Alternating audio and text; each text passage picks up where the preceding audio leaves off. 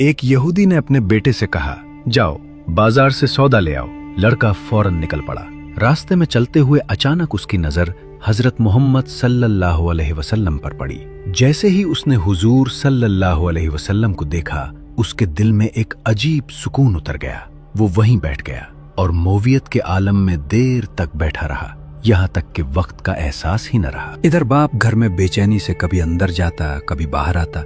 सूरज गुरूब हो गया, मगरिब का वक्त भी गुजर गया, मगर लड़का वापस न आया। जब वो शाम को खाली हाथ घर पहुंचा तो बाप गुस्से से भर गया और बोला, मैंने तुम्हें सौदा लेने भेजा था, कहाँ है सौदा? लड़के ने सुकून से जवाब दिया, मैं सौदा खरीद लाया हूँ। बाप ने हैरत और गुस्से में कहा, तुम पागल तो नहीं हो? तुम्हारे पास कुछ भी नहीं और कहते हो सौदा ले आए हो? लड़के ने कहा, बाबा काश आपके पास वो आंख होती जिससे मैंने देखा, तो आपको भी पता चल जाता कि मैं क्या सौदा लेकर आया हूँ। उस दिन के बाद वो लड़का रोजाना हुजूर सल्लल्लाहु अलैहि वसल्लम की खिदमत में बैठने लगा।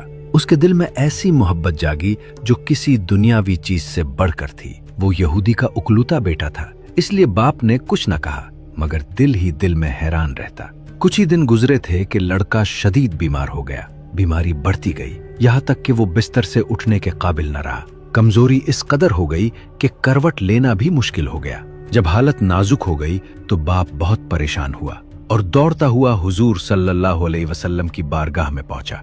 उसने कहा, मैं जानता हूं कि मैं आपका मुखालिफ हूं, मगर मेरा बेटा आपसे मोहब्बत करता है और अब मौत के करीब है। वो हर वक्त आपको याद कर रहा है, क्या आप उसके पास तशरीफ ला सकते हैं? हुजूर सल्लल्लाहु अलैहि वसल्लम ने फौरन सहाबाए कराम को साथ लिया और उसके घर तशरीफ ले गए। वहां पहुंचे तो लड़के की आंखें बंद थीं।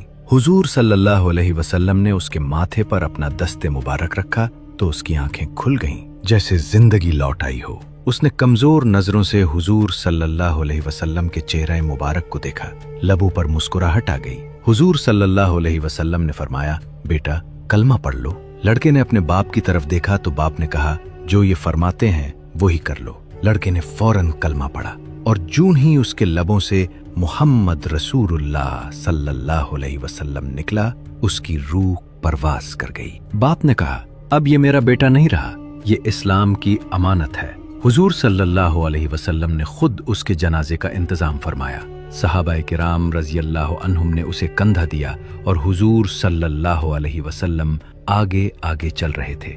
जब उसे कब्र में उतारा गया तो हुजूर सल्लल्लाहु अलैहि वसल्लम खुद कब्र में उतरे और बड़ी मोहब्बत से उसे रखा। कुछ देर बाद बाहर आए तो चेहरे पर थकन के आसार थे। सहाबा रज़ियल्लाहु अन्हुम ने पूछा, या रसूल अल्लाह सल्लल्लाहु अलैहि वसल्लम, आप थके हुए